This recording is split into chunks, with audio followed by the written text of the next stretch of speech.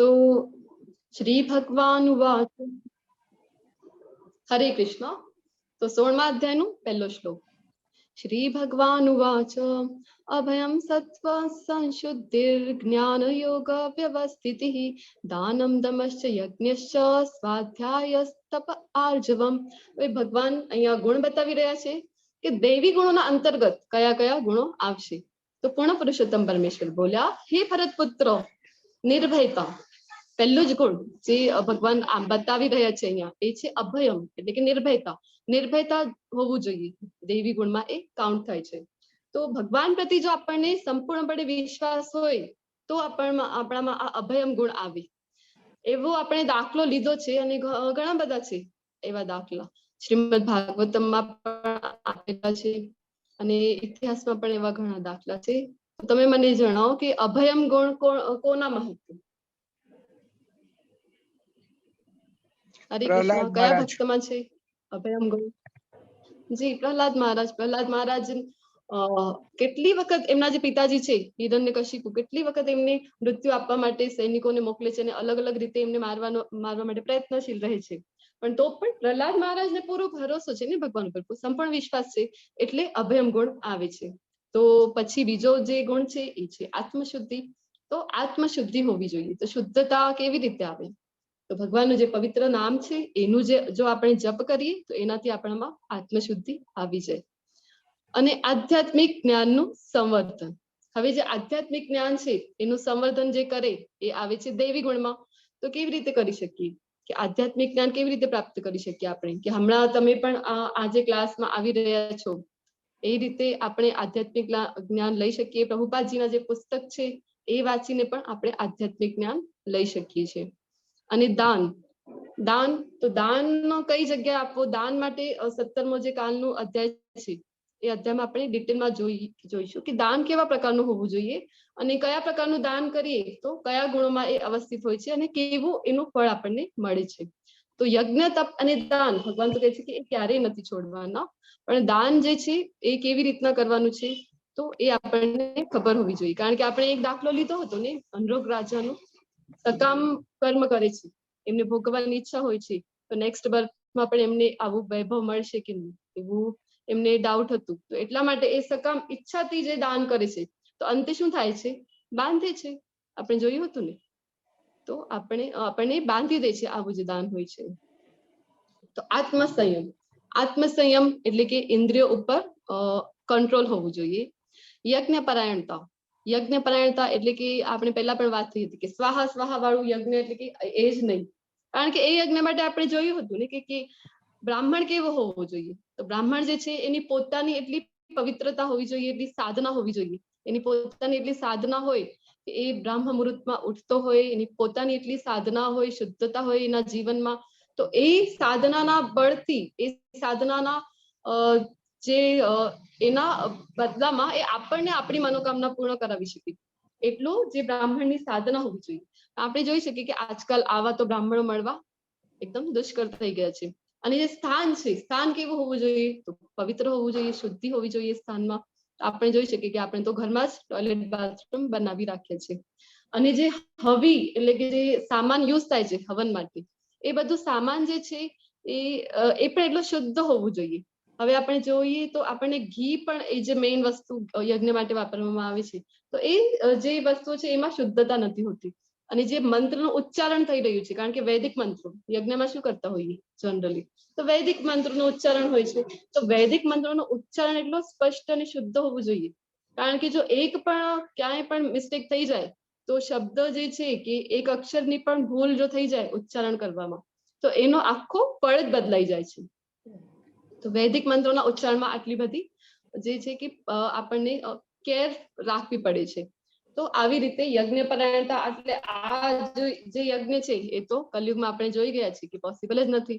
તો કયું યજ્ઞ કીધેલું છે ભગવાને આપણા માટે કલયુગ માટે? હરે કૃષ્ણ, 10મા અધ્યાયમાં જોયું ને કયું યજ્ઞ કીધું છે ભગવાને? મંત્ર જાપ યજ્ઞ, યજ્ઞાનામ જપ યજ્ઞસ્મિ, ભગવાને કીધું છે ને કે મંત્રોના પવિત્ર જાપમાં હું છું। યજ્ઞ એટલે કે આપણા માટે કલયુગ માટે જે યજ્ઞ છે એ છે નામ જપ, એ જપ આપણે કાંઈ ખર્ચો કરવાની જરૂર નથી, કાંઈ એટલો બધો કરવાની જરૂર નથી, કેટલી બધી વસ્તુઓ ભેગી કરો, બધા શુદ્ધ બ્રાહ્મણને ગોતવા જાઓ, આવું કાંઈ કરવાની જરૂર નથી. ભગવાનનું જે પવિત્ર નામ છે એનું જ આપણે જો જપ કરી લઈએ તો કલયુગમાં આપણું યજ્ઞ થઈ જાય છે. વેદાધ્યન. હવે વેદાધ્યન એટલે કે આપણી માટે કલયુગમાં જે વેદાધ્યયન તો પોસિબલ નથી. અને કાલના 15મા અધ્યાયમાં આપણે જોયું કે ભગવાને શું કીધું 15મા અધ્યાયના 15મા શ્લોકમાં, વેદેશ્ચ સર્વેર અહમેવ વેદ્ય. વેદોનો સાર શું છે? તો મને જાણવું. મને એટલે કે કૃષ્ણને, પૂર્ણ પુરુષોત્તમ ભગવાન તરીકે કૃષ્ણને જાણવું એ વેદોનો સાર છે.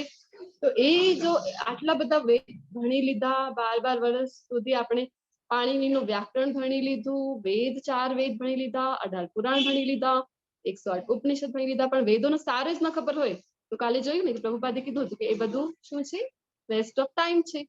તો વેદાધ્યયન એટલે હમણાં આપણી માટે વેદાધ્યયનની જેમ છે પ્રભુપાદજીની જે ભગવદ્ ગીતાની પુસ્તક છે, જે બધા ધાર્મિક ગ્રંથો શ્રીમદ ભાગવતમ જે પ્રભુપાદે આપણને આપેલું છે.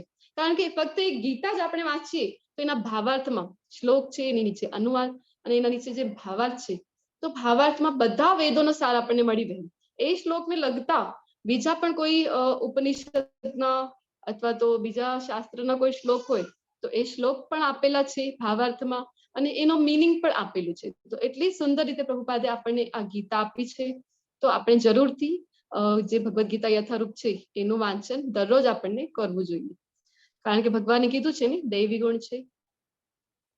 તપશ્ચર્યા. તો હવે તપશ્ચર્યા જે હોય છે એ 3 પ્રકારની હોય છે. તમે મને જણાવો કયા કયા પ્રકારની હોય છે? હરે કૃષ્ણ. હરે કૃષ્ણ.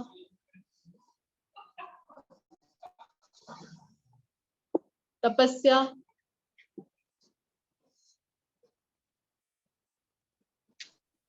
કોઈને ખ્યાલ હોય તો શેર કરી શકે છે.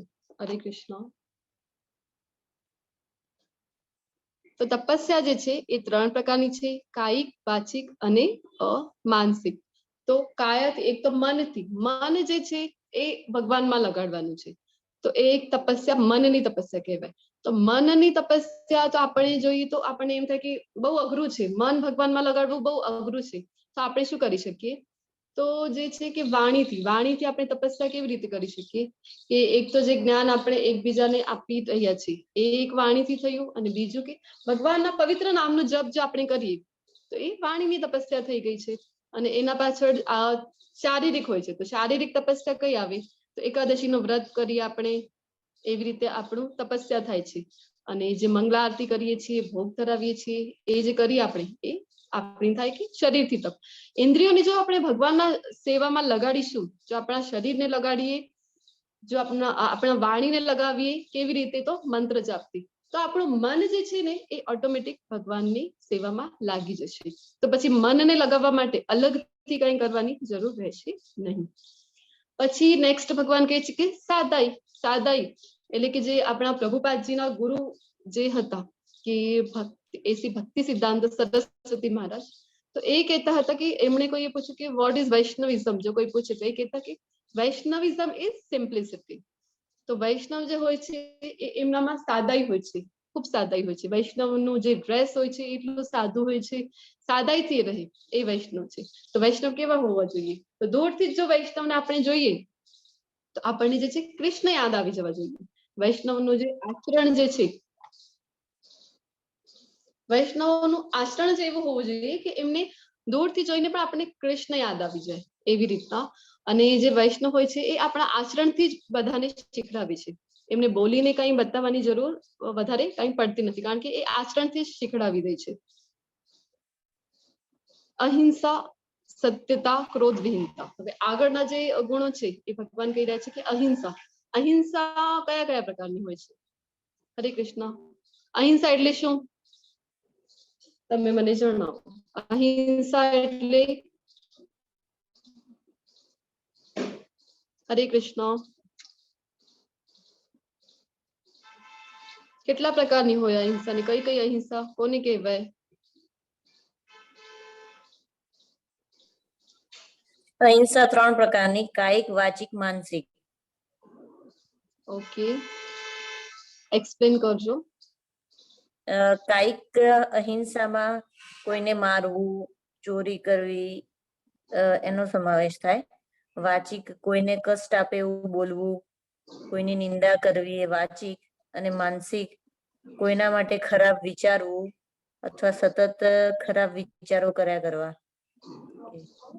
યસ માતાજી, એ 3 પ્રકારની પણ કહી શકાય.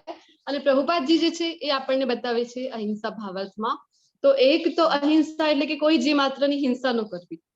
એક તો જનરલી આપણે જોઈએ ને કે કોઈ પણ પોતાના સ્વાદ માટે જાનવરોની, પશુની હિંસા કર્યા કરે છે, અથવા તો જાણી જોઈને જોઈ કે નીચેથી કોઈ ઇન્સેક્ટ જઈ રહ્યું છે અથવા કીડી જઈ રહી છે તો પણ એની હિંસા કરી નાખે, તો એ હિંસા કહેવાય. કારણ કે શાસ્ત્રોમાં 6 પ્રકારના આતતાઈઓ છે, એમના સિવાય કોઈને પણ જો આપણે મારીએ તો એ આપણને પાપ લાગે છે, એ હિંસા કહેવાય.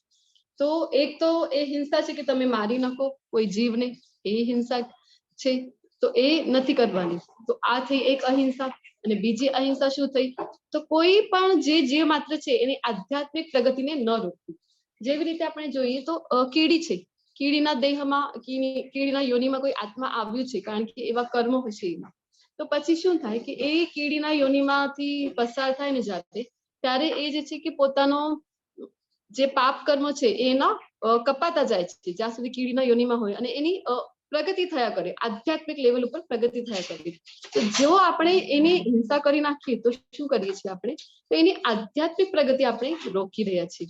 તો એક બીજી પ્રકારની અહિંસા થઈ. અને ત્રીજી પ્રકારની અહિંસા જે પ્રભુપાદજી કહે છે એ છે કે જો આપણી પાસે કૃષ્ણ ભાવનામૃતનું નોલેજ છે, જ્ઞાન છે, આપણને ખબર છે કે આપણો અલ્ટિમેટ ગોલ છે ભગવત ધામ, ભગવાનના ધામમાં પહોંચવા આપણું ગોલ છે. તો ભગવાનના ધામમાં જવા માટે શું શું કરવાનું છે, આપણને જે આચાર્યોએ બતાવ્યું છે એ આપણને કરવાનું છે, જપ કરવાના છે. તો એ જો આપણને ખબર હોય અને એ આપણે બધા સાથે શેર કરીએ તો એ પણ એક અહિંસા કહેવાય. જો આપણે ન કરીએ, આપણી પાસે આ નોલેજ છે અને આપણે કોઈ સાથે શેર ન કરીએ તો એ હિંસા કહેવામાં આવશે. તો આવી રીતે અહિંસા દૈવી ગુણ છે. સત્યતા, સત્ય બોલવું જોઈએ કાયમ, એ છે દૈવી ગુણ છે. ક્રોધ વિહીનતા, તો જે દૈવી ગુણો ધરાવતા હોય છે એમને ક્રોધ નથી આવતું. કયું એક્ઝામ્પલ લીધું હતું આપણે ક્રોધ વિહીનતા માટે? એક સ્ટોરી લીધી હતી ને, કેટલી પ્રતિકૂળ પરિસ્થિતિ આવી જાય છે તો પણ એમને ક્રોધ નથી આવતું. કોણ હતા એ? હરે કૃષ્ણ. અમરીશ મહારાજ. જી, ખૂબ ખૂબ ધન્યવાદ પ્રભુજી. અમરીશ મહારાજની ઘટના જોઈ હતી ને, કેવી પરિસ્થિતિ આવી જાય છે કે એક જ ક્ષણમાં મૃત્યુ સામે છે. આવી જયારે પરિસ્થિતિ આવી જાય છે તો પણ ક્રોધ નથી કરતા. ભગવાનને હાથ જોડીને વિનંતી કરે છે કે જો આજ મારું અંતિમ સમય હોય તો હું મને એટલી પણ પોતાની ઉપર કૃપા માને છે કે મને કમસે કમ મારા વિષ્ણુને યાદ કરવા માટે, સ્મરણ કરવા માટે તો સમય મળ્યો. તો ક્રોધ વિહીનતા, પ્રહલાદ મહારાજજી છે ક્રોધ વિહીનતા. તો એ જે ગુણો છે દૈવી ગુણો, એ જયારે ભક્તિમાં હોઈએ ત્યારે પોતાની મેળે જ ડેવલપ થઈ જાય છે. પછી હરિદાસ ઠાકોર છે. હરિદાસ ઠાકોરજી જે છે તો એમને એ મુસ્લિમ સમાજના હતા અને હરે કૃષ્ણ મહામંત્ર 192 રોજની માળા કરતા હતા, એટલા એ જપ કરતા હતા રોજ. તો એમના સમાજવાળાઓએ એમને સમાજથી કાઢી મૂક્યો હતો અને ખૂબ ત્રાસ આપતા હતા, એમને ખૂબ મારતા હતા. પણ તોય કોઈ પણ એવી પ્રતિકૂળ પરિસ્થિતિમાં એમને ક્યારે પણ ક્રોધ નથી આવતું. તો એ જે ભક્તોની ક્વોલિટીઝ છે, ક્રોધ વિહીનતા. પછી ત્યાગ, ત્યાગનો અર્થ, સાચો અર્થ જે છે પ્રભુપાદજી કહે છે, ત્યાગનો અર્થ છે કે જે કઈ આપણી પાસે ભોગવી શકે એવી વસ્તુઓ છે એ બધાનો ત્યાગ કરી દેવું, એ સાચું ત્યાગ નથી. સાચું ત્યાગ એ છે કે આપણી પાસે જે કઈ પણ છે એ આપણે કૃષ્ણની સેવામાં લગાડીએ, તો એ થયું આપણો સાચો ત્યાગ. શાંતિ, શાંતિ હોય છે મનની, માનસિક રીતે શાંતિ હોય છે, દૈવી ગુણ છે. છિદ્રાન્વેષણમાં અરુચિ. છિદ્રાન્વેષણ એટલે કે ખોટો કાઢવી, બીજાની જે છે કે કહીએ ને કે મિસ્ટેક કાઢવી, આવી રીતે. તો આજકાલ આપણે જોઈએ તો આજુબાજુ આપણા ખૂબ ઇઝીલી આવા લોકો મળી જાય કે કોઈ કઈ કરતું હોય તો એમાં ખોટ કાઢી કે હા એની આ વાતમાં મિસ્ટેક થઈ ગઈ, તે વાતમાં મિસ્ટેક થઈ ગઈ, તો દોષો જ કાઢ્યા કરે, એ છે છિદ્રાન્વેષણ. જીવ માત્ર પર દયા કરવી, કે જેટલા પણ જીવ છે આ બ્રહ્માંડ, આખા બ્રહ્માંડમાં આપણી આજુબાજુ આ પૃથ્વી પર જેટલા પણ જીવ છે એ બધામાં પરમાત્મા સ્વરૂપે ભગવાન જ વિરાજે છે. જયારે ખબર હોય છે તો બધા જીવ માત્ર ઉપર દયા આવે.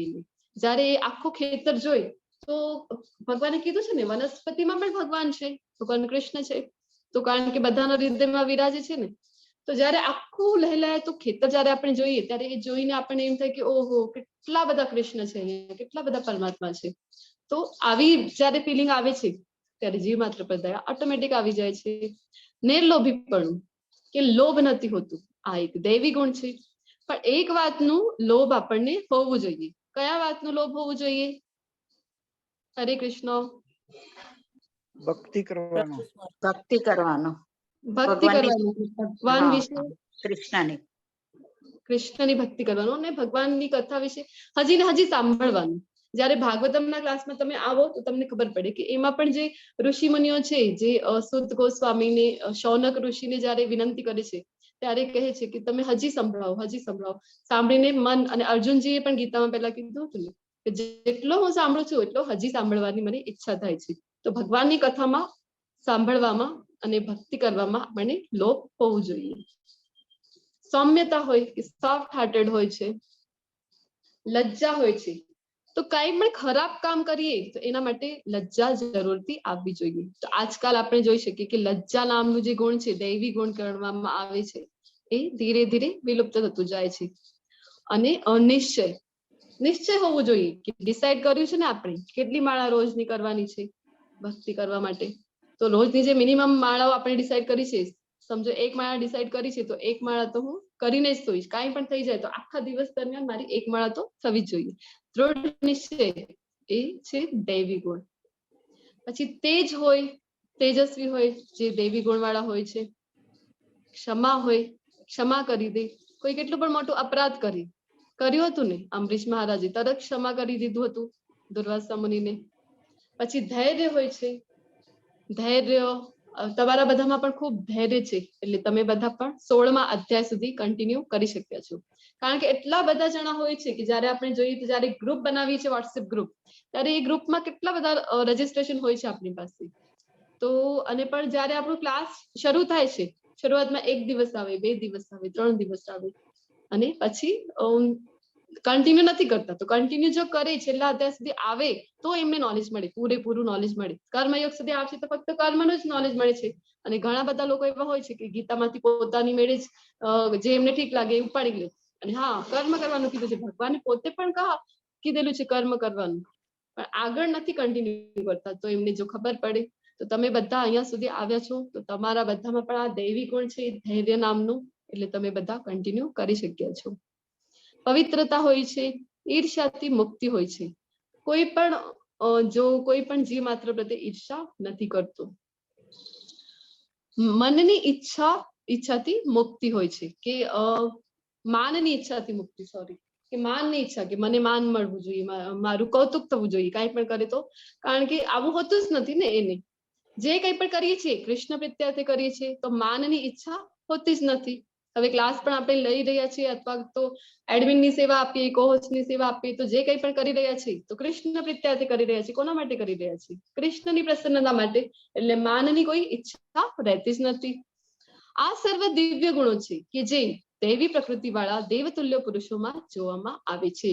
ભગવાન કહી રહ્યા છે કે આ બધા જે ગુણોનું વર્ણન કર્યું છે ભગવાને, એ બધા કેવા છે? તો દિવ્ય ગુણો છે. અને દૈવી પ્રકૃતિ વાળા જે હોય છે એ આ બધા ગુણો ધરાવે છે. હવે દૈવી પ્રકૃતિ તો જોઈ લીધી. હવે આસુરી પ્રવૃત્તિ શું છે? તો પછી દંભો દર્પો અભિમાનશ્ચ ક્રોધ પારુષ્યમેવ ચ અજ્ઞાનમ ચાભિજાતસ્ય પાર્થ સંપદમાસુરીમ. હવે ભગવાન કહે છે કે હે પાર્થ, દંભ એટલે કે દેખાડો. જે આજકાલ આપણી આજુબાજુ આપણે જોઈએ તો આપણને એ જ વધારે જોવામાં આવે છે કે ખૂબ મોટો દેખાડો કરવાનો. અને જે પણ શુભ પ્રસંગો હોય છે, જેવા કે લગ્ન પ્રસંગો હોય, એમાં આ વધારે ને વધારે આપણે જોઈ શકીએ છીએ કે ખૂબ મોટો દેખાડો. એ માણસે આવી રીતે લગ્ન પ્રસંગ કર્યું છે તો મને એનાથી પણ વધારે ખર્ચો, એનાથી પણ વધારે તામ ઝામ, ને આવી રીતે જે પ્રસંગો કરવામાં આજકાલ આવી રહ્યા છે. તો એ શું છે? આસુરી ગુણ છે. ભગવાન કહે છે દંભ છે. દર્પ એટલે કે ઘમંડો, કોઈ પણ વાતનો ઘમંડો હોય, અભિમાન હોય. હવે ઘણા લોકો હોય છે કે ખૂબ જ્ઞાન છે, જ્ઞાની હોય છે, ખૂબ એજ્યુકેટેડ હોય, ભણેલા ગણેલા હોય, તો એ વાતનું પણ અભિમાન થઈ જાય છે. ખૂબ સંપત્તિ છે, ખૂબ ધન છે તો એનું પણ અભિમાન આવી જાય, ખૂબ સૌંદર્ય છે તો એનું પણ અભિમાન આવી જાય. તો આજકાલ એને કહેવામાં આવે છે કે એટીટ્યુડ છે. એટીટ્યુડ તો સારું કહેવાય, પણ એ બધા શું છે? ભગવાન કહે છે કે આ તો આસુરી ગુણો છે.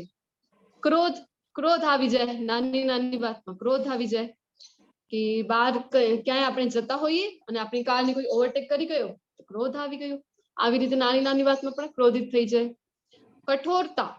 કઠોરતા હોય તો એ ભગવાન કહે છે કે આસુરી ગુણ છે.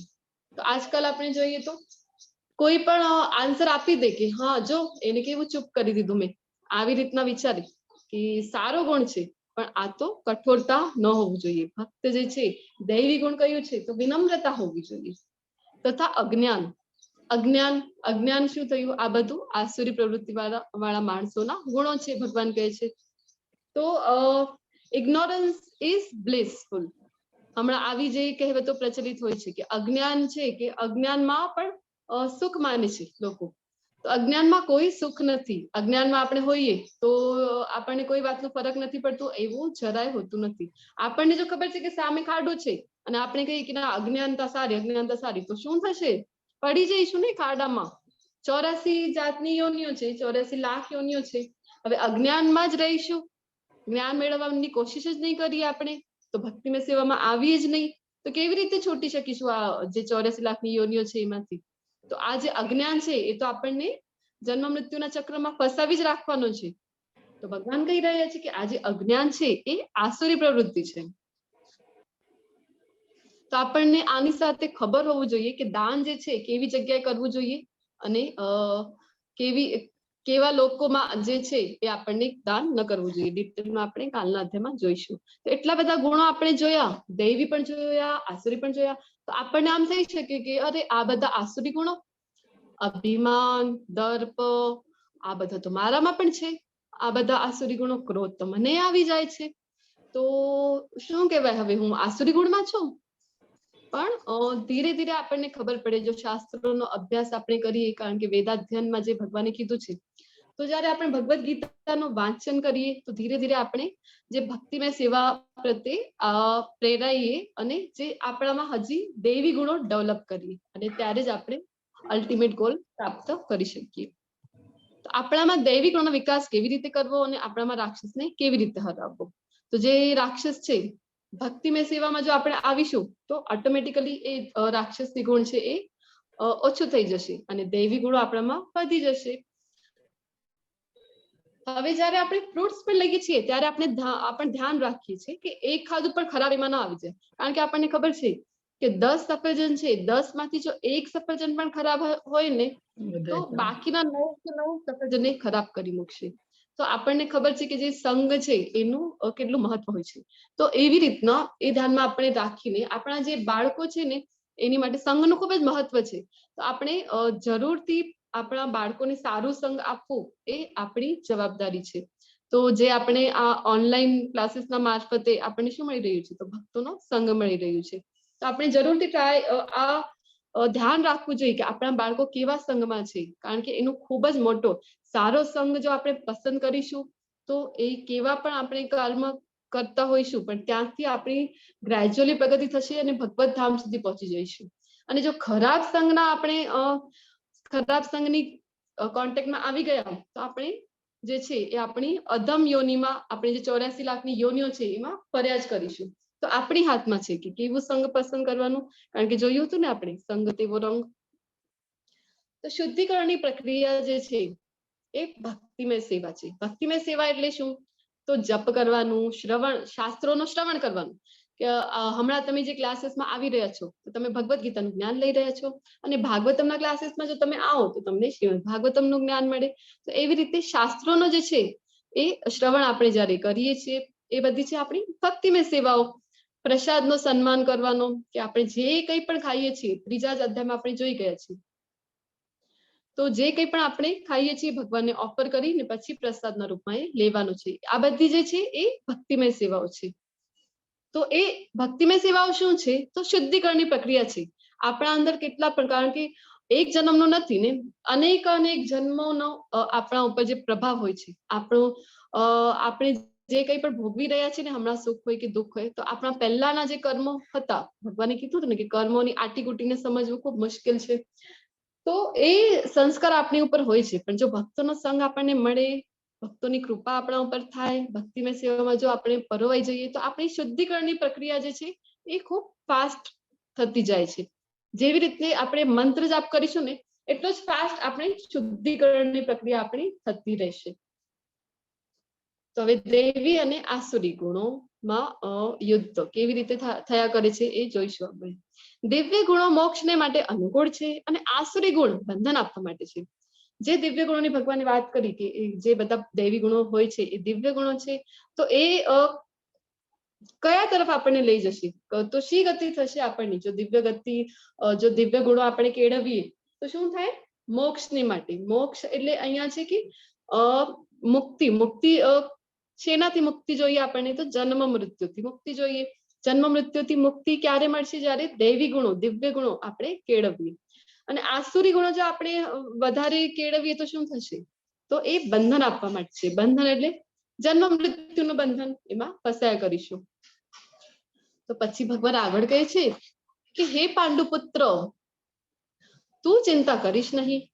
કારણ કે હવે અર્જુનજીને પણ એક ક્ષણ માટે આપણને જેમ થાય છે એ રીતે અર્જુનજીને પણ વિચાર થઈ શકે કે અરે આ બધા આસુરી ગુણો છે, ક્રોધ આસુરી ગુણ છે, હવે ક્રોધ તો મને પણ આવશે. યુદ્ધ જયારે હું કરીશ ત્યારે તો હું તો કોઈને નથી મૂકવાનો, બધાની સામે હું શસ્ત્ર ચલાવવાનો છું, તીર છોડવાનો છું, તો ક્રોધ તો મારામાં પણ છે.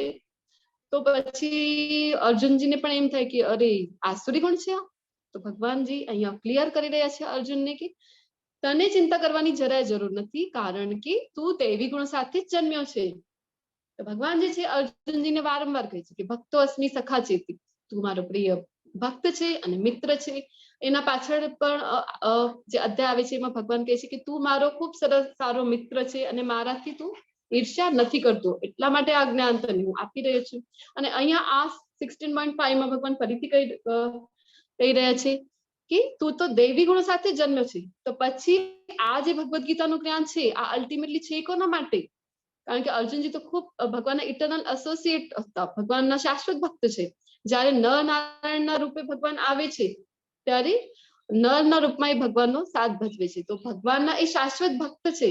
તો આ જે ભગવદ્ ગીતાનું જ્ઞાન છે એ અર્જુનજીના થ્રુ આપણા માટે છે. તો આપણે જાણી શકીએ કે કયા ગુણો આપણા ઉપર વધારે છે, તો પછી આપણે ધીરે ધીરે ભક્તિ, હવે એક એક ગુણ, આજે મને પ્રેક્ટિસ કરવાની છે, આજે હું એક ગુણની પ્રેક્ટિસ કરીશ. કયો ગુણ? અભયમ. પછી બીજા દિવસે હવે મને બીજા ગુણની પ્રેક્ટિસ કરવાની છે, ક્રોધ વિહીનતા. તો આવી રીતે એક એક ગુણ આપણને ડેવલપ કરવાની કોઈ જરૂર નથી. જો આપણે ભક્તિમય સેવાઓમાં પરવાઈ જઈશું, જેટલું ભગવાનના નામનું જપ કરીશું ને એટલી શુદ્ધિકરણની પ્રક્રિયા આપણી જે છે એ તીવ્રતાથી થતી જશે. તો એ બધા જે ગુણો છે એ ઓટોમેટિક ડેવલપ થતા રહેશે.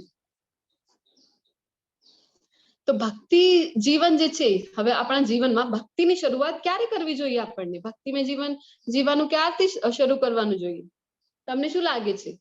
ઘરડા થઈ જઈએ ત્યારે, વૃદ્ધાવસ્થામાં? હરે કૃષ્ણ. ક્યારે શરૂઆત કરવું જોઈએ ભક્તિ કરવાની? બાળપણથી જ. યસ, બાળપણથી જ.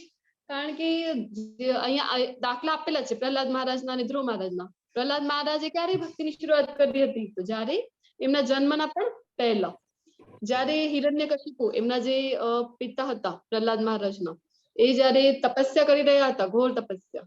હવે તપસ્યા જો કરીએ તો એ ભક્તો કહેવાય આવું જરાય નથી. તપસ્યા કાલના અધ્યાયમાં ડિટેલમાં જોઈશું કે કયા પ્રકારના લોકો કયા ગુણના પ્રભાવમાં કઈ તપસ્યા કરે છે. તો એમને પાવર જોઈતી હતી, એમને ઇન્દ્રને પણ હરાવીને એમની સત્તા જોઈતી હતી, સ્વર્ગનું પણ રાજ્ય જોઈતું હતું અને અમર થવાનું હતું. એટલે બ્રહ્માજીને પ્રસન્ન કરે છે હિરણ્યકશિપુ જે છે, અને બ્રહ્માજીને જ્યારે મના કરી દે છે કે હું તો તને અમરત્વ નહીં આપી શકું, કારણ કે અમરત્વ કોણ આપી શકે? જે પોતે અમર હોય એ જ આપી શકે ને. બ્રહ્માજી તો પોતે, એમનો પણ અંત થાય છે. ભૌતિક જગતમાં જે કંઈ પણ છે આપણે જોયું હતું ને. પછી બ્રહ્માજી પોતે કેમ ન હોય? એમનું પણ એ અશાશ્વત છે, એમનું પણ પતન થાય જ છે. તો પછી એ અમરત્વ કેવી રીતે આપી શકે? અમરત્વ તો કેવલ કૃષ્ણ જ આપી શકે, કારણ કે એમનું જે ધામ છે એ છે શાશ્વત. તો બ્રહ્માજી જ્યારે ના પાડી દે છે ત્યારે એ કેવી રીતે એમને ટ્રાય કરે છે ને કે દિવસમાં ની રાત્રિમાં ની એવી રીતે જે માંગે છે. પણ વાત એ છે કે જ્યારે ઇન્દ્ર જોઈ છે કે એટલી કઠોર તપસ્યા હિરણ્યકશિપુ કરી રહ્યો છે તો એને ભય લાગી જાય છે કે એને ત્યાં હવે સંતાન આવવાની છે. હવે આ હિરણ્યકશિપુથી જ અમે ઓલરેડી એટલા ત્રાસિત છીએ, એટલા હેરાન થયા કરીએ છીએ. હવે એમને ત્યાં જો સંતાન આવશે, અસુરની ત્યાં સંતાન આવશે તો એ કેવું હશે? એ પણ આસુરી પ્રવૃત્તિનું હશે, તો અમને તો કેટલું બધું હેરાન કરશે. તો એ શું કરે છે, કયાદુ જે એમની માતા હોય છે પ્રહલાદ મહારાજની, તો ત્યાં જઈને વિચાર કરે છે કે એની માતાને જ મારી દઈએ. તો માતા નહીં રહે તો પુત્રનો જન્મ જ કેવી રીતે થશે? તો ઇન્દ્ર જાય છે, પણ ત્યાં નારદ મુનિ આવી જાય છે અને એ એમને ના પાડે છે. એ કહે છે કે તમને ખબર છે કોણ જન્મવાનું છે એમને ત્યાં? તો ઇન્દ્રજી કહે છે કે ના ના મને ખબર નથી, તમે જણાવો ને. તો પછી નારદ મુનિ કહે છે કે એમની ત્યાં તો ખૂબ મોટો ભક્ત જન્મવાનો છે. તો પછી ઇન્દ્ર ત્યાંથી જતા રહે છે અને થોડુંક એમને થાય છે કે હા ચલો ભક્ત આવવાના છે. આ હિરણ્યકશિપુથી તો અમને માંડ આમનાથી અમને થોડીક રાહત મળશે. તો પછી નારદ મુનિ જે છે એ કયાદુને જ્યારે પ્રહલાદ મહારાજ ગર્ભમાં હોય છે ત્યારે જ ભક્તિનું જે છે એ જ્ઞાન આપે છે. તો પ્રહલાદ મહારાજને ગર્ભથી જ જ્ઞાન મળી ગયું હતું અને જન્મના પહેલાથી જ ગર્ભમાં જ શરૂઆત કરી દીધી હતી ભક્તિમય સેવાની. અને ધ્રુવ મહારાજ પણ જયારે નાનકડા હોય છે 5 વર્ષના, ત્યારે એમને પણ જ્ઞાન આપ્યું હતું. તો ત્યારથી ભક્તિની શરૂઆત કરી દીધી હતી. તો આપણે શેની વાટ જોયા કરીએ છીએ? વૃદ્ધાવસ્થાની. હવે આફ્ટર 40 એન્ડ આફ્ટર 50 એ આપણે જોઈ શકીએ તો એટલું ડિફિકલ્ટ હોય છે કે એમને ભક્તિ તરફ વાળવા. અને કારણ કે પહેલેથી બીજો કોઈ મંત્રનો જાપ કરેલું હોય, આપણે એમને કહીએ કે તમે આ મંત્રનું કરો તો એ કે અમે તો ક્યારથી મંત્ર જાપ કરીએ છીએ, ક્યારથી માળા કરીએ છીએ, તમે તો હમણાં માળા જપની શરૂઆત કરી છે, હમણાં ભક્તિમાં આવ્યા છો, અમે તો આખો જીવન એમાં જ વ્યતીત કર્યો છે. તો પછી એમને કૃષ્ણ પુરુષોત્તમ છે એ સમજાવવું અને પછી મહામંત્રનું એમને જ્ઞાન આપવું, એ જપનું મંત્ર જાપ કરવા કેવું એ ખૂબ જ ડિફિકલ્ટ બની જાય છે. તો વૃદ્ધાવસ્થામાં ભાગ્ય જેવું કોઈ હોય કે જે ભક્તિમય સેવામાં પરોવાઈ શકે. પણ જે આખું લાઈફ આપણે કર્યું હોય એ જ ત્યારે આપણે કર્યા કરીએ છીએ. એટલા માટે કહેવામાં આવે છે કે નાનપણથી જ આપણે જે છે ભક્તિમય સેવાની શરૂઆત કરી દેવી જોઈએ. તો આપણે જરૂરથી આપણા બાળકોને હમણાંથી જ જે છે કે ભગવદ્ ગીતાનું જ્ઞાન આપવું જોઈએ. આપણા કિડ્સ બેચેસ પણ ચાલે છે ભગવદ્ ગીતાના, તો એમાં પણ ખૂબ સારી રીતે બાળકોને સમજાવવામાં આવે છે. તો લાઈફની જે સાયકલ છે એ ચાલ્યા જ કરે છે. જન્મ, પછી થોડા મોટા થઈએ, પછી વૃદ્ધાવસ્થા આવે ને પછી મૃત્યુ, પછી ફરીથી નવો જન્મ. અને 6 લાયકાતો જે છે એ જે એના કારણે ગર્વ થઈ જાય છે અને ભક્તિમય સેવામાં આપણે ન આવી શકીએ. એ છે કે સંપત્તિ, શિક્ષણ, સુંદરતા, કઠોરતા, યુવા અને સારો પરિવાર. ખૂબ સંપત્તિ હોય, ખૂબ સુંદરતા હોય, ખૂબ સારા પરિવારમાં જન્મ હોય તો એ ભક્તિમય સેવા માટે અવરોધ બની જાય છે. જે લોકો આસુરી હોય છે તેઓ જાણતા નથી કે શું કરવું જોઈએ અને શું ન કરવું જોઈએ. તેઓમાં નથી પવિત્રતા, નથી ઉચિત આચરણ કે નથી સત્ય જોવા મળતું. હવે જે પણ આસુરી પ્રવૃત્તિ ધરાવે છે એ લોકોને ખબર જ નથી હોતી કે શું કરવાનું છે લાઈફમાં. એમના લાઈફમાં કોઈ પણ જાતની આપણને પવિત્રતા જોવામાં ન મળે અને કોઈ પણ એમનું આચરણ જે છે એમાં ન તો સત્યતા હોય છે, ન શુદ્ધ આચરણ જોવા મળે છે. પ્રવૃત્તિમ ચ નિવૃત્તિમ ચ જનાન વિદુરાસુરઃ ન શૌચમ નાપી ચાચારો ન સત્યમ તેષુ વિદ્યતે. તો જે આસુરી પ્રવૃત્તિ વાળા છે એમનું આચરણ શુદ્ધ જ નથી હોતું. તો એના કારણે આપણે જોઈ શકીએ કે જે દૈવી ગુણો ધરાવે છે એ પોતાના આચરણથી જ બીજાને શીખડાવી દે છે. કે જે ભક્તો હોય છે એ કેવા વૈષ્ણવના જે ડ્રેસ હોય છે કે જે પુરુષો હોય એ ધોતી પહેરે અને સાદા વસ્ત્રો પહેરે અને કુર્તા પહેરે, અને જે માતાજીઓ હોય છે ઇસ્કોનમાં આપણે રેકમેન્ડ જે કરીએ છીએ કે વૈષ્ણવ ડ્રેસ પહેરવાનું હોય છે એમને, ગોપી ડ્રેસ અથવા સાડી. તો એવી રીતે કારણ કે એમનું જે આચરણ હોય છે એ પોતાના આચરણથી જ શીખવ્યા કરે છે.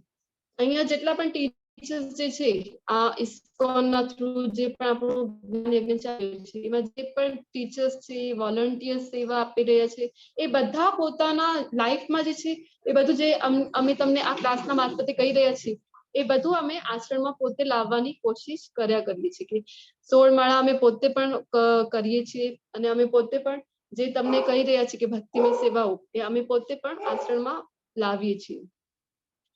તેઓ કહે છે કે આ જગત મિથ્યા છે. હવે આ આસુરી પ્રવૃત્તિ વાળાઓની વાત થઈ રહી છે કે ભગવાન કહે છે કે આસુરી પ્રવૃત્તિ વાળા લોકો આ જગતને મિથ્યા માને છે અને શું માને છે કે એનો કોઈ આધાર નથી અને તેનું નિયમન કોઈ ઈશ્વર દ્વારા નથી થતું. આ કોઈ ઈશ્વર નથી. આપણે એક એક્ઝામ્પલ લીધું હતું ને કે માતાની ગર્ભમાં જે ભક્ત અને અભક્ત બે જે બાળકો હોય છે એ કેવી રીતે વાર્તાલાપ કરે છે, કોન્વર્સેશન કરે છે. તો આવી રીતે ભક્ત અને અભક્તનું જોયું હતું ને એના મારફત. તો આવી રીતે એ જે આસુરી પ્રવૃત્તિ વાળા છે એ માને છે કે કોઈ નથી, કોઈ એવો સુપ્રીમ પર્સનાલિટી ઓફ ગોડ હેડ એવું કાંઈ નથી કે જે બધું હેન્ડલ કરે છે, આવું કાંઈ નથી હોતું. તેમનું કેવું છે કે કામેચ્છાથી ઉત્પન્ન થયેલું છે આ જે જગત છે એ, અને કામ સિવાય તેનું બીજું કોઈ કારણ જ નથી. તો એ જે આસુરી પ્રવૃત્તિ ધરાવનારા લોકો છે કૃષ્ણને ભગવાન જ નથી માનતા, કોઈ નિયામક છે એવું માનતા જ નથી અને એ માને છે કે એ જે કંઈ પણ ભૌતિક જગતમાં છે એ બધું કામેચ્છાથી ઉત્પન્ન થયું છે. એવો નિષ્કર્ષનું આગમન કરીને આસુરી લોકો જેમને આત્મજ્ઞાન ખોઈ દીધું છે અને જેઓ બુદ્ધિહીન છે એવા બિનોપયોગી અને ભયાવહ કાર્યોમાં પ્રવૃત્ત હોય છે જે સંસારનો વિનાશ કરવાને માટે હોય છે.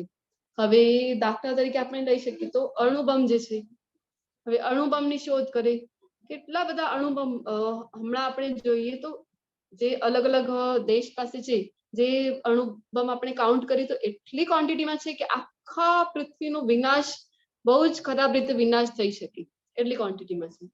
તો આવી જે શોધો કર્યા કરે છે આસુરી પ્રવૃત્તિમાં જે પ્રવૃત્ત હોય છે, કારણ કે એ જે એમનું આત્મજ્ઞાન છે એ લોકોએ ખોઈ દીધું હોય છે. તો એ જે પોતાનું જ્ઞાન છે આવા કાર્યોમાં એને પ્રવૃત્ત કરી દે છે, આ પોતાના જ્ઞાનને આવા કામમાં પરોવાઈ દે છે. અને એવી જ બધી જે ભયાનક શોધો છે, જે વૈજ્ઞાનિકો છે એ પણ આવું જ બધું રિસર્ચ કર્યા કરે છે, આવી જ વસ્તુઓ ખોજી કાઢે છે.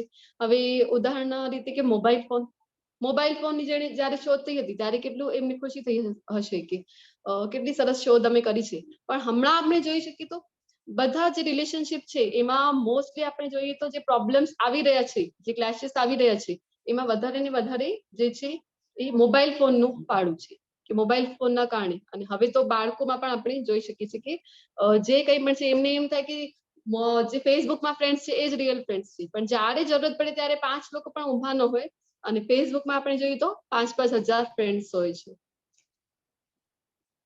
તો આ બધું શું છે? આસુરી પ્રવૃત્તિ. મિથ્યા અહંકાર, બળ, ઘમંડ, કામ તથા ક્રોધથી મોહિત થઈને આસુરી મનુષ્યો પોતાના શરીરમાં તથા બીજાઓના શરીરોમાં સ્થિત પૂર્ણ પુરુષોત્તમ પરમેશ્વરની ઈર્ષ્યા કરે છે તથા વાસ્તવિક ધર્મની નિંદા કરતા રહે છે. હવે પરમેશ્વર જે પોતાના શરીરમાં પણ, કારણ કે બધાના હૃદયમાં છે ને પરમેશ્વર રૂપમાં, ચતુર્ભુજ સ્વરૂપમાં, તો એની ઈર્ષ્યા કરે છે. તો ભગવાને કીધું હતું ને અર્જુનને કે હું તને આ જ્ઞાન આપી રહ્યો છું, શું કામ? કારણ કે તું મારી ઈર્ષ્યા નથી કરતો. તો જ્યારે આપણે જે છે આસુરી પ્રવૃત્તિના કારણે ભગવાનની ઈર્ષ્યા કરવા માંડીએ તો ત્યારે આપણે ભગવાનને સમજી જ ન શકીએ પૂર્ણ પુરુષોત્તમના રીતે, કારણ કે તો પછી આપણું જે જ્ઞાન છે એ એના ઉપર એક પરત આવી જાય છે અને અજ્ઞાન રૂપી અંધકારમાં આપણે ફસાઈ જઈએ. તો પછી કેવી રીતે આપણે ભગવાનને સમજી શકીશું? તો જે આસુરી પ્રવૃત્તિમાં પ્રવૃત્ત હોય છે એ ભગવાનની નિંદા કર્યા કરે છે અને દ્વેષ કરે છે, ભગવાન સાથે ઈર્ષ્યા કરે છે. અહીંયા એક ઉદાહરણ આપેલું છે આસુરી પ્રવૃત્તિનું. કોનું ઉદાહરણ છે? હરે કૃષ્ણ. પિક્ચરમાં તમે જોઈ શકો છો કઈ ઘટના છે? હરે કૃષ્ણ. બધા છો ને ક્લાસમાં મારી સાથે જોડાયેલા? છે બધા માતાજી, 1 મિનિટ. હરે કૃષ્ણ. કઈ ઘટના છે આ?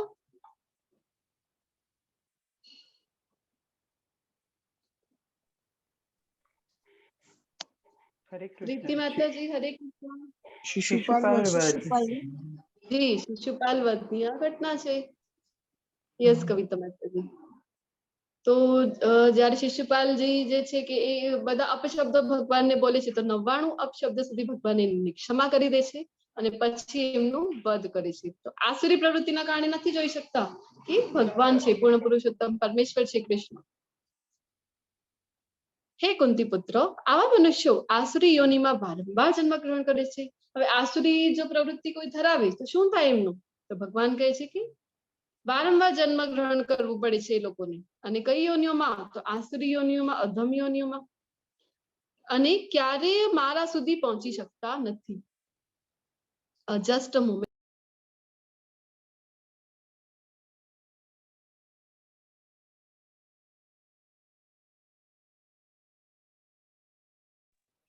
હરે કૃષ્ણ. તો ભગવાન કહે છે કે મારા સુધી નથી પહોંચી શકતા. મારા સુધી નથી પહોંચી શકતા એટલે કે ભગવાનનો ધામ જે છે, ધામ સુધી નથી પહોંચી શકતા. કયા લોકો? જે આસુરી પ્રવૃત્તિમાં પ્રવૃત્ત હોય છે અને જેના કારણે એમની ગતિ શું થાય છે? તો એમને વારંવાર જન્મ મૃત્યુ, એ પણ આસુરી યોનિમાં જન્મ લેવું પડે છે. અને ધામ સુધી ક્યારેય ન પહોંચી શકે, કારણ કે અજ્ઞાનમાં પડી જાય છે. તો ભગવાનનું એમને સાક્ષાત્કાર જ નથી થતું. તેઓ ક્રમશઃ અત્યંત અધમ જીવનની ગતિને પામે છે. તો અર્જુનજી પણ પહેલા પ્રશ્ન પૂછ્યો હતો ને બીજા જ અધ્યાયમાં, કે આપણને ઘણીવાર એવું હોય છે કે પાપ કર્મ ન કરવા હોય છતાં પણ એવું કેમ થાય છે કે આ પાપ કર્મો કરવા માટે આપણે પ્રેરિત થયા કરીએ છીએ? એવું લાગે છે કે જબરદસ્તી આપણને કોઈ પાપ કર્મો કરવા માટે ધકેલે છે. તો ભગવાને જયારે કીધું હતું ને કે કઈ રીતે મનુષ્યની અધોગતિ પામે છે, તો કામથી ક્રોધ ઉત્પન્ન થાય છે, ક્રોધથી પછી મોહ ઉત્પન્ન થાય છે, મોહથી બુદ્ધિ ભ્રષ્ટ થાય છે, અને પછી અધમ યોનિમાં એમને જન્મ લેવું પડે છે. તો આવી રીતે ભગવાન કહે છે કે આસુરી પ્રવૃત્તિમાં જો હોય છે એ ક્યારે પણ ધામ સુધી ન પહોંચે અને અત્યંત અધમ જીવનની ગતિ થાય છે. તો ત્રિવિધમ નરકસ્યેદમ દ્વારમ નાશનમાત્મનઃ કામ ક્રોધસ્તથા લોભસ તસ્માદેતત્રયમ ત્યજેત. હવે જે 3 માર્ગ છે એ નરકના દ્વાર કહેવામાં આવે છે. આ નરકના 3 દ્વાર છે: કામ, ક્રોધ અને લોભ. દરેક શાળા મનુષ્ય તેમનો ત્યાગ કરવો જોઈએ, કારણ કે તેમનાથી આત્માનું પતન થાય છે. આ જે 3 દ્વાર છે એ આપણને નરકની તરફ ધકેલી દે છે. તો અલ્ટિમેટલી પતન થાય છે. તો ભગવાન કહી રહ્યા છે કે આ 3 ગુણોનું, અવગુણોનું ત્યાગ કરવો જોઈએ. તો જે કૌરવો હતા એમનામાં આપણે જોઈ શકીએ તો આ 3 પણ વસ્તુઓ જે નરકના દ્વાર માટે છે, કામ, ક્રોધ અને લોભ, એ 3 પણ વસ્તુઓ એમનામાં હતી. 3 અવગુણો એમનામાં હતા. દ્રૌપદી જે છે એમની માતાની સ્થાને હતા, તો પણ એમની માટે જે છે એ એમનું અપમાન કરે છે અને એમના માટે જે છે એ કામનાની ભાવ રાખે છે. તો એ જે છે કે નરકનું દ્વાર એમના માટે ખોલી નાખે છે, પોતે જ પોતાના કાર્યોના મારફત. અને પાંડવ પ્રત્યે ગુસ્સો હતો.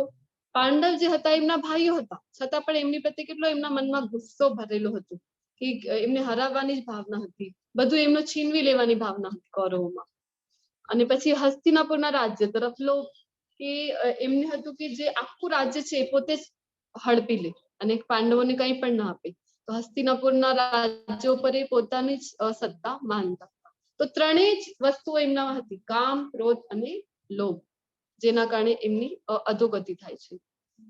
તો ભક્તિ રસામૃત સિંધુ જ્યારે તમે લેવલ 3 માં આવશો ત્યારે તમને એનો અભ્યાસક્રમ આવશે. તો એમાં રૂપ ગોસ્વામી કહે છે કે જે મનુષ્યોમાં 4 ખામીઓ હોય છે. મનુષ્યમાં કઈ ખામીઓ હોય છે કે એક તો મનુષ્યની ઇન્દ્રિયો જે છે ને એ અપૂર્ણ હોય છે. આપણને એમ થાય કે આંખો છે અમારી પાસે, જેના કારણે અમે બધું જોઈ શકીએ છીએ. પણ જ્યારે એ જ આંખો આપણી પાસે છે, પણ આખા રૂમમાં અંધકાર જ્યારે થઈ જાય છે ત્યારે કોઈ પણ વસ્તુ આપણે જોઈ શકીએ છીએ? નથી જોઈ શકતા, કારણ કે આપણી જે ઇન્દ્રિયો છે ને એ અપૂર્ણ છે. પછી આપણે ભૂલો કર્યા કરીએ છીએ, ભૂલો કરવાની આપણી પ્રવૃત્તિ હોય છે. આ બધી શું છે? તો મનુષ્યની 4 મુખ્ય ખામીઓ છે. પછી ભ્રમિત હોઈએ છીએ આપણે, ભ્રમમાં તરત જ પડી જઈએ છીએ, અને અન્યને છેતરવાની આપણામાં વૃત્તિ હોય છે. આ બધી 4 જે છે એ મનુષ્યોની ખામીઓ છે. હવે સતયુગ જ્યારે હતું ત્યારે દૈવી અને આસુરી પ્રવૃત્તિ આપણે જોઈ રહ્યા છીએ. તો સતયુગમાં કેવું હતું કે અલગ અલગ જે છે કે ગ્રહો ઉપર રહેતા હતા, કે જે હિરણ્યાક્ષ છે અલગ ગ્રહ ઉપર હોય છે, અને પછી વારા અવતાર લઈને ભગવાન જ્યારે આવે છે ત્યારે અલગ ગ્રહો ઉપરથી આવે છે સતયુગના સમયમાં, અને એમની સાથે યુદ્ધ કરીને હિરણ્યાક્ષને મારી દે છે. તો અલગ અલગ ગ્રહો ઉપર ત્યારે દેવ અને અસુર હતા. એના પછી આવે છે ત્રેતાયુગ. ત્રેતાયુગમાં કેવું હતું કે અલગ અલગ ખંડમાં હતા, અલગ અલગ દેશમાં હતા. રામ અલગ દેશમાં હતા, અલગ ખંડમાં ભૂભાગમાં, અને રાવણ અલગ ખંડમાં હતા. તો દેવ અને અસુર. અને દ્વાપર યુગમાં કેવું હતું કે એક જ પરિવારમાં દેવી અને આસુરી પ્રવૃત્તિઓ વાળા લોકો હતા. હવે એક બાજુ છે કૌરવો અને બીજી બાજુ છે પાંડવો. તો બંને પણ એક જ પરિવારને બિલોંગ કરતા હતા. આમ જોવા જઈએ તો બધા કૌરવો જ હતા, પણ એ એક જ પરિવારના હતા. તો પણ એમના વચ્ચે યુદ્ધ ચાલી રહ્યું હતું, કારણ કે કૌરવો જે હતા એ આસુરી પ્રવૃત્તિઓ ધરાવતા હતા અને પાંડવો જે છે એ દૈવી પ્રવૃત્તિ. અને હમણાં આપણે છીએ કલિયુગમાં. તો કલિયુગમાં કેવું છે, તો કલિયુગમાં એ ડિસ્ટન્સ આપણે જોયું કે કેવી રીતે ઓછું ઓછું ઓછું ઓછું થતું જાય છે. સતયુગમાં ડિસ્ટન્સ કેવું હતું, તો અલગ અલગ ગ્રહ ઉપર હતું. પછી ત્રેતા યુગમાં તો અલગ અલગ દેશમાં આવ્યું. પછી દ્વાપર યુગમાં તો અલગ અલગ એક જ પરિવારમાં અલગ અલગ લોકોમાં આવ્યું. અને કલિયુગમાં આપણે છીએ તો ડિસ્ટન્સ હજી પણ ઓછું થઈ જાય છે. અને એક જ વ્યક્તિની અંદર દૈવી ગુણો પણ હોય છે અને આસુરી ગુણો પણ હોય છે. તો આપણી અંદર આપણે જોઈ શકીએ કે ઘણીવાર દૈવી ગુણો આપણને જોવા મળે કે આપણામાં ખૂબ સારા દૈવી ગુણો છે, તો ઘણીવાર આપણને જોવા મળે કે આપણી અંદર પણ બધી આસુરી પ્રવૃત્તિઓ પણ છે. તો આપણે જે છે આપણો જે વાસ્તવિક માસ્ક છે એ દૂર કરીએ. જે અજ્ઞાનતાનો જે પરત આપણા ઉપર છે, ઉદાહરણ લીધું હતું ને કે અગ્નિ ધુમાડાથી જ્યારે કવર થઈ જાય છે ત્યારે એ નથી દેખાતી. તો એવી રીતે આપણી ઉપર પણ જે અજ્ઞાનતાની પરત છે એ જ્યારે હટાવી શકીએ આપણે શેના મારફત, તો પ્રભુપાદજીના જે ગ્રંથ આપેલા છે ભગવદ ગીતા, એનું જયારે અધ્યયન કરીએ, ભક્તોના સંગમાં આપણે આવીએ અને ભક્તિમય સેવામાં જયારે પરોવાઈ જઈએ, ત્યારે આપણે જે છે આપણો એ પરત દૂર કરી શકીશું. ઓરિજિનલ માસ જે આ નકલી માસ છે એ હટાવીશું અને ઓરિજિનલ સંબંધ કૃષ્ણ સાથે ડેવલપ કરવામાં સહાયતા થશે. તો યુગના હિસાબે આપણે જોયું તો કલિયુગમાં એક જ મનુષ્યમાં આપણે જોઈ શકીએ નમ્રતા પણ છે, અન્યને મદદ કરવાની ભાવના પણ છે, સહનશીલતા પણ છે. તો એ જ વ્યક્તિમાં એટ ધ સેમ ટાઈમ ક્રોધ પણ છે, લોભ પણ છે, ઈર્ષા પણ છે અને વાસના પણ છે. તો એક જ વ્યક્તિમાં દૈવી ગુણો પણ છે અને આસુરી ગુણો પણ છે. હે કુંતી પુત્રો, જે મનુષ્ય નરકના આ 3 દ્વારોથી બચી ગયેલો હોય છે તે આત્મ સાક્ષાત્કાર માટે કલ્યાણકારી કાર્ય કરે છે અને પછી ક્રમશઃ પરમ ગતિને પામે છે. તો જે મનુષ્ય એ જે 3 દ્વાર છે, નરકના 3 દ્વાર ભગવાને બતાવે છે કે કામ, ક્રોધ અને લોભ, આ ત્રણેયથી જે બચી શક્યો છે, તો એ જ વ્યક્તિ જે છે આત્મ સાક્ષાત્કાર માટે કાર્ય કરી શકે છે. આત્મ સાક્ષાત્કાર માટે કાર્ય કરવું એટલે ભગવાન માટે કાર્ય કરવું. જે કંઈ પણ આપણે કરીએ છીએ, હવે આ ક્લાસમાં પણ આપણે જે જ્ઞાન એકબીજાને આપી રહ્યા છીએ, લઈ રહ્યા છીએ, ચર્ચા કરી રહ્યા છીએ, તો અહીંયા જે છે આપણે કરી રહ્યા છીએ ભગવાનના વિશે વાતો. તો એ બધું શું છે, દિવ્ય ગુણોમાં આવે. ભગવાન માટે જે કંઈ પણ કરીએ એ દિવ્ય હોય છે. તો અને એ આપણને નથી બાંધતું, અકર્મમાં આવે છે. જોયું હતું ને આપણે. તો એવી રીતે તો ભગવાનના ધામ સુધી કેવી રીતે પહોંચવાનું એ વાતો જ આપણે આ ક્લાસમાં કરીએ છીએ. તો આવી રીતે આપણને ખબર પડે કે ક્રમશઃ આપણે કેવા કાર્યોમાં પહેલા પ્રવૃત્ત હતા અને ક્રમશઃ ધીરે ધીરે ગ્રેજ્યુઅલી જ્યારે આપણે આવીએ છીએ, કોઈ આપણને લિંક મોકલી જેના મારફત આપણે આ ક્લાસમાં જોઈન થયા છીએ, પછી ક્લાસથી આપણે નોલેજ લીધું અને પછી ભક્તિમય સેવાઓમાં ભગવદ ગીતા વાંચવાની શરૂ કરી, ભક્તિમય સેવાઓ શરૂ કરી. તો ધીરે ધીરે આપણે જોઈ શકીએ તો આપણે જે છે પરમ ગતિને પ્રાપ્ત કરવું એટલે શું, ભગવાનના ધામને પ્રાપ્ત કરવું, જે છે ભગવાનનું ઓરિજિનલ ધામ ગોલોક વૃંદાવન.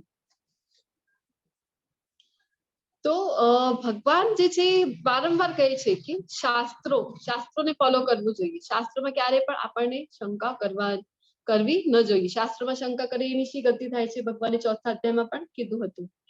તો કલિયુગમાં જે છે એટલો સમય આપણને લાગે છે કે આપણી પાસે છે જ નહીં. તો આપણે જે છે ગૂગલને જ ભગવાન બનાવી બેઠા છે. તો ગૂગલ બાબા કી જય. જે ગૂગલ બાબા આપણને કાંઈ પણ ડાઉટ હોય તો આપણે ગૂગલને પૂછીએ. ગૂગલ જે બતાવે એ આપણને સાચું લાગે એ જ ફોલો કરીએ છીએ. પણ ગૂગલ આપણને ક્યારેય નહીં બતાવે કે પૂર્ણ પુરુષોત્તમ ભગવાન શ્રી કૃષ્ણ છે, ઓરિજિનલ ધામ ગોલોક વૃંદાવન છે, ત્યાં આપણને જવું છે, ત્યાં જવા માટે શું કરવાનું છે એ ગૂગલ આપણને ક્યારેય નહીં બતાવે. એના માટે આપણને શાસ્ત્રોની શરણમાં જ આવવું પડશે, શાસ્ત્રોનું શરણ લેવું પડશે, સદગુરુનું શરણ લેવું પડશે. ભગવાને કીધું હતું ને 4થા અધ્યાયમાં જ 34મા શ્લોકમાં, તદ્વિધિ પ્રણિપાતેન પરિપ્રશ્નેન સેવયા, કે ગુરુ પાસે જઈ વિનમ્ર ભાવે એમને પ્રશ્ન કરવાનું છે, એમની સેવા કરવાની છે. આવી રીતે સદગુરુના શરણમાં જઈએ, ભક્તોના સંગમાં આવીએ તો ભક્તિમય સેવામાં પરોવાઈ શકીએ અને તો ભગવાનના ધામમાં આપણે એન્ટ્રી મેળવી શકીએ. જે મનુષ્ય શાસ્ત્રોના આદેશોની અવહેલના કરે છે, હવે એના પહેલા પણ ભગવાને 4થા અધ્યાયમાં કીધું હતું અને ફરીથી અહીંયા 16મા અધ્યાયમાં પણ ભગવાન 23મા શ્લોકમાં કહી રહ્યા છે કે જે મનુષ્ય શાસ્ત્રોના આદેશની અવહેલના કરે છે અને પોતાની ધૂનમાં આવે તેમ મનસ્વી વર્તન કરે છે, તે નથી સિદ્ધિ પામતો. તો એની શી ગતિ થાય? જે શાસ્ત્રમાં ડાઉટ કરે છે, શંકા કરે છે, અથવા તો શાસ્ત્રોની અવહેલના કરે, એનું અપમાન કરે, ફોલો જ ન કરે, પોતાની જે મન ફાવે એવું વર્તન કરે છે, તો એની શી ગતિ થાય? તો ભગવાન કહી રહ્યા છે કે એ ન તો અહીંયા સુખી રહી શકે છે તો અને ન તો પરમ ગતિ પ્રાપ્ત કરી શકે છે, ન તો એની સિદ્ધિ મળે, ન એને સુખ મળે અને ન તો એને પરમ ગતિ એટલે કે ન તો એને ધામમાં જગા મળે. તો શાસ્ત્રોમાં જો આપણે શંકા કરીએ, શાસ્ત્રોની અવહેલના કરીએ તો શાસ્ત્રોમાં આપણને પૂરેપૂરો વિશ્વાસ હોવો જોઈએ. એક એક શબ્દ ભગવદ ગીતાનો એક એક શબ્દો પર આપણને પૂરો વિશ્વાસ હોવો જોઈએ. ભગવાનના શ્રી મુખથી નીકળેલા આ શબ્દો છે, તો આપણને એનું મહત્વ ખબર હોવી જોઈએ. તસ્માત શાસ્ત્રમ પ્રમાણમ તે કાર્ય વ્યવસ્થિતો જ્ઞાત્વા શાસ્ત્ર વિધાનોક્તમ કર્મ કર્તુમિર્હાર્હસી. હવે ભગવાન કહે છે કે તસ્માત શાસ્ત્રમ એટલે કે તેથી મનુષ્યએ શાસ્ત્રો નિયમો પરથી સમજવું જોઈએ કે શું કર્તવ્ય છે અને શું કર્તવ્ય નથી. શાસ્ત્રોમાં જે નિયમો આપેલા છે એના આધાર ઉપર આપણને જાણવું જોઈએ કે આપણું કર્તવ્ય શું છે. હવે ભગવાન જયારે અહીંયા આવે છે, આ પિક્ચરમાં તમે મને બતાવો કે કયું પિક્ચર છે આ? કોણ કોણ છે આ પિક્ચરમાં? હરે કૃષ્ણ. એક પિક્ચર છે ને તમારી સમક્ષ, શું જોઈ શકો છો તમે? સાંદીપની ઋષિના આશ્રમમાં કૃષ્ણ અને સુદામા. જી પ્રભુજી, ખૂબ સરસ. તો ભગવાન જયારે અહીંયા અવતાર લે છે, હવે ભગવાનને ગુરુ બનાવવાની શી જરૂર છે? ભગવાન પોતે જ જ્ઞાન આપે છે. બ્રહ્માજીના હૃદયમાં ભાગવતમના પહેલા શ્લોકમાં આપણે જોઈએ તો ખબર પડે કે બ્રહ્માજીને પણ જ્ઞાન કૃષ્ણ આપે છે. તો કૃષ્ણ જે વેદોના જ્ઞાતા છે, જ્ઞાન જ જેમનાથી શરૂ થાય છે, એમને પોતાને ગુરુ કરવાની શી જરૂર છે? તો એ આપણા માટે કરે છે કે આપણા સમક્ષ એક ઉદાહરણ પ્રસ્તુત કરવા માટે ભગવાન જયારે અહીંયા આવે છે, કૃષ્ણ અવતારમાં આવે છે, તો સાંદીપની ઋષિના આશ્રમમાં જાય છે. કૃષ્ણ બલરામજી છે, સાંદીપની ઋષિથી શિક્ષણ ગ્રહણ કરી રહ્યા છે. રામ અવતારમાં જયારે આવે છે ત્યારે પણ ગુરુકુળમાં જઈને શિક્ષા ગ્રહણ કરે છે. તો આપણા માટે માર્ગ બતાવી રહ્યા છે જે ભગવાન છે કે આપણે પણ જયારે અહીંયા છીએ ત્યારે આપણને પણ સદગુરુના શરણે જવું જોઈએ. તો એ સદગુરુ જે છે એ આપણને સાચો માર્ગ બતાવશે. અને શાસ્ત્રોનો જે છે, હવે આપણે પોતાની મેળે જો ભગવદ ગીતા વાંચીએ તો આપણને અલગ આપણને જે યોગ્ય લાગે છે એવું મિનિંગ આપણે એનું કાઢીએ, પણ જયારે ગુરુના શરણમાં હોઈએ ત્યારે આપણને એનું પ્રોપર નોલેજ મળે કે આ શ્લોકથી શું આપણે શીખવાનું છે, અહીંયા કહેવાનું મતલબ શું છે. ઓરિજિનલ જે છે ગુરુ આપણને આ સમજાવી શકે સારી રીતે. આપણે પોતાની મેળે શાસ્ત્ર સમજવા જઈએ તો એ પોસિબલ નથી. એટલા માટે જ આપણી પાસે જે ગુરુ શિષ્ય પરંપરા કઈક વર્ષોથી ચાલતી આવી છે. તો ગુરુ પણ આપણે કેવા હોવા જોઈએ? જે કૃષ્ણની પરંપરામાં આવતા હોય, એક ચેન હોય, જે એવી રીતના ગુરુ આપણને કરવા જોઈએ. તો જેનાથી આપણને શાસ્ત્રોનું જે છે એ શાસ્ત્રનું કર્તવ્ય, શાસ્ત્રોના થ્રુ આપણને શું કરવા યોગ્ય છે, શું કરવા યોગ્ય નથી, એ બધું આપણને સારી રીતે સમજાવી શકે. આવા નિયમો અને નિયંત્રણો જાણીને મનુષ્યોએ એવી રીતે કર્મ કરવું જોઈએ કે જેથી ક્રમે ક્રમે ઉન્નતિ પામી શકે. હવે પછી જયારે આપણે ગુરુ પાસેથી શિક્ષણ લઈશું, શાસ્ત્રનો અભ્યાસ કરીશું, તો આપણને ખબર પડે કે કેવી રીતે, તો પછી નિયમોનું પાલન કરીશું જે આપણને આચાર્યો આપે છે. નિયમો 4 નિયમોનું પાલન કરવાનું કહે છે અને ભોગ લગાવવાનું કહે છે, મંગળા આરતી અટેન્ડ કરવાનું કહે છે. તો એ બધા નિયમોનું આપણે પાલન કરીશું તો પછી નિયંત્રણ જે છે કે આપણે જે ઇન્દ્રિયો છે એના પર નિયંત્રણ કરીને ભગવાનને ઇન્દ્રિયોની સેવામાં લગાવીને એવી રીતે આપણે જે છે ભક્તિમય સેવામાં પરોવાઈશું અને ક્રમે ક્રમે જે છે આપણે ઉન્નતિ પામી શકીશું. તો આપણે જોઈ શકીએ કે આપણને એમ થાય જયારે આપણે નાના હતા ત્યારે આપણે જયારે સ્કૂલ ગયા હતા ત્યારે એક જ વાર આપણે ગયા અને આપણને બધું આવી ગયું.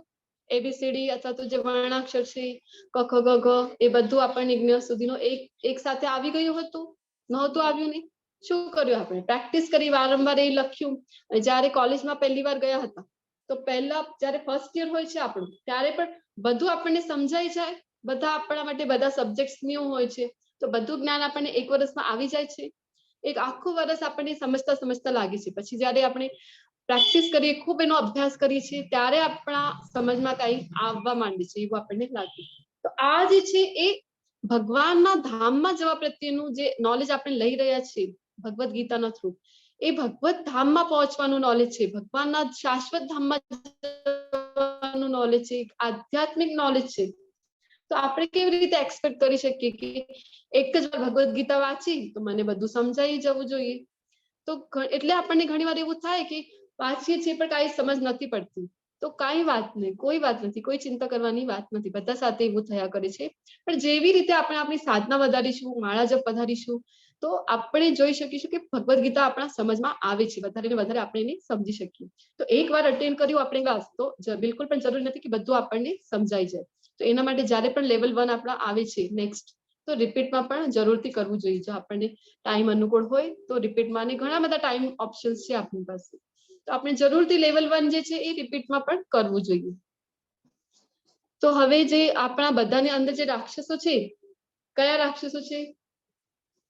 કામસા જેવા, શિશુપાલ જેવા, એમને કેવી રીતે દૂર કરી શકીશું? તો ભગવાનનું પવિત્ર નામ એ શુદ્ધિકરણની પ્રક્રિયા છે, એનાથી આપણે એ રાક્ષસને હરાવી શકીશું. તો આપણા જીવનમાં સમસ્યા છે, બધાના જીવનમાં છે, તો એના માટે તમે કઈ કરી શકો છો? નથી કરી શકતા. તો પછી ચિંતા શા માટે? ચિંતા કરીને શું થશે? એનાથી મુક્તિ થઈ શકશે આપણને? નથી મળવાની. All glories to Shrila Prabhupada. Shrila પ્રભુપાદના કારણે આપણને જે છે એ જ્ઞાન મળી રહ્યું છે, કારણ કે ખૂબ જ સરળ ભાષામાં આપણે શાસ્ત્રો સમજી શકીએ છીએ. તો શ્રીલા પ્રભુપાદજીને આપણે ખૂબ ખૂબ ધન્યવાદ કરવું જોઈએ. તો કયો પાઠ આપણે ભણ્યા છીએ? વાસના, ક્રોધ તેમજ લોભ આત્મવિનાશની રીતો છે. તેથી આપણે તેમને ભક્તિમય સેવા દ્વારા નિયંત્રિત કરવા પડશે. કેવી રીતે? આપણે હવે જોયું ને કે ચિંતા કરવાથી તો કઈ ઉકેલ મળતું નથી, તો શું કરવું જોઈએ? તો ભક્તિમય સેવાથી આપણે આનાથી બહાર આવી શકીએ છીએ. તો ભગવદ ગીતા, જે ભગવદ ગીતા યથારૂપ છે, પ્રભુપાદે લખેલી છે, એ આપણી પાસે જરૂરથી એક બુક હોવી જોઈએ, જેનું આપણે નિયમિત અધ્યયન કરી શકીએ. તો પ્રભુપાદનું સંઘ, જે આપણે વાત કરી છે ને કે સંઘ, જેવું સંઘ આપણને મળે તો એવી આપણી ગતિ થાય. ખૂબ જ ઇમ્પોર્ટન્ટ હોય છે સંઘ. તો પ્રભુપાદની બુક્સ વાંચવું એટલે પ્રભુપાદજીનો સાક્ષાત સંઘ આપણને મળે છે, અને એક માળા આપણને પાસે આપણી પોતાની જરૂરથી હોવી જોઈએ. તો હરે કૃષ્ણ મહામંત્ર, જે આપણે રોજ સાથે મળીને કરીએ છીએ, ભગવાનનું જે છે પવિત્ર નામનું જપ. તો તમે બધા હવે એકવાર મારી સાથે ભગવાનની શરણાગતિ આપણે બધા સ્વીકારીએ અને એકવાર જોરથી મહામંત્ર બોલીએ. હરે કૃષ્ણ કૃષ્ણ કૃષ્ણ કૃષ્ણ કૃષ્ણ હરે હરે, હરે રામ રામ રામ હરે હરે. હરે કૃષ્ણ એવરીવન. હરે કૃષ્ણ. આની સાથે હરે આપણું કૃષ્ણ. અધ્યાય હતું તેજ તથા આશ્રી ગુણો એ સમાપ્ત થાય છે.